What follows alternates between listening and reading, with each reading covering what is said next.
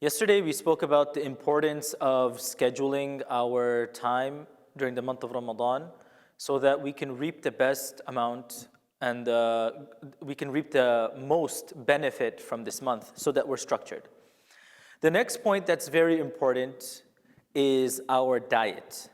Now, I'm not claiming to be a health expert, but there are certain universals and certain opportunities for us to work on our health during this blessed month.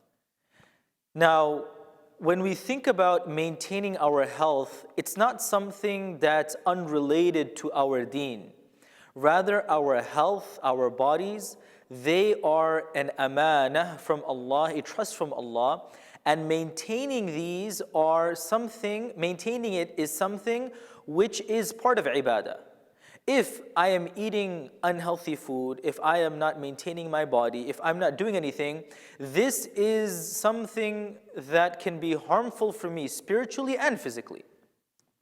The month of Ramadan is that time where we spend less time eating because obviously from Fajr to Maghrib we're not eating, which gives us many opportunities and many habits. So for instance, if I'm someone who has a habit of eating a lot of junk, now during the day I can't eat at all, so let me turn that 1 month as a method for me to pick up on the habit that, you know what, I have this really bad habit that after every meal I have to have a lot of junk.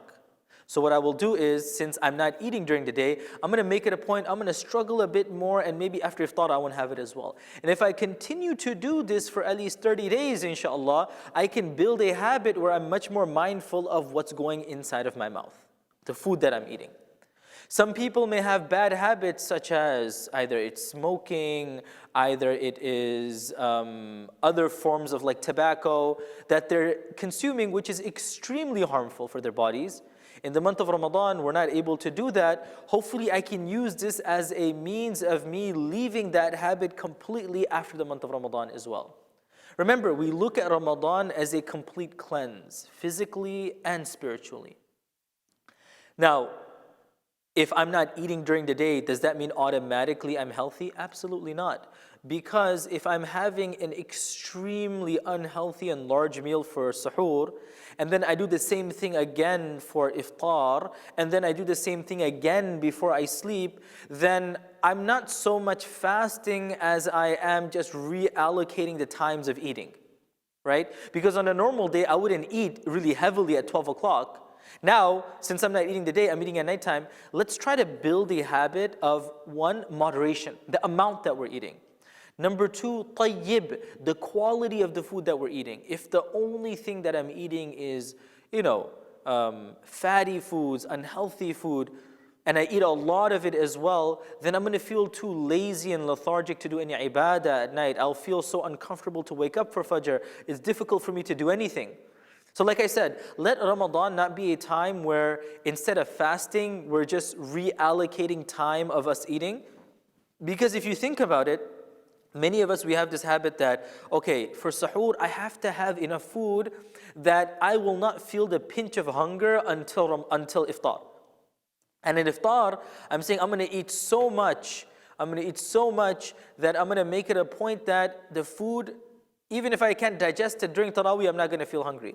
And at nighttime, I tell myself, you know what, I couldn't have all this, junk and snacks and desserts and whatnot, so I'm going to have a large dosage of that. Again, I'm not saying this, what I'm saying is haram. Not that it's unlawful, but let's make this as an opportunity for us to be more mindful. So for suhoor, I'll have something light, right? Or even if it's a bit larger, that's fine, but it'll be healthy. Iftar time, I'm going to start off with dates and water. I'm going to have something small, then I'm going to pray. Then I'm going to have something not too large so I can pray Taraweeh without burping and being uncomfortable and disturbing the rest of my family. Then I'll have Taraweeh, then I can have something small, right? So this is a good opportunity. If we're able to maintain what we eat from Fajr to Maghrib, then inshallah we can also maintain what we do from Maghrib to Fajr. And if we can do this for 30 days, inshallah, we can build a habit for the remainder of the year. And again, when we say being mindful of our health, this is not something that is secular or something unreligious. No. Nabi sallallahu alaihi wasallam says, "Ni'matani maghbunun fihima kathirun min an-nas, as-sihhatu wal-faragh." Health is a blessing of Allah that many people are completely unaware of. So let's get into this month with a brand new mindset that, okay, you know what? I just have way too much soda, or I have way too much fatty foods, or I have way too much sugar, or I have too much of this or that that's unhealthy for me, and I already have underlying health conditions. Then let's look at this month and say, you know what, subhanAllah, I'm going to cut down what I'm going to eat.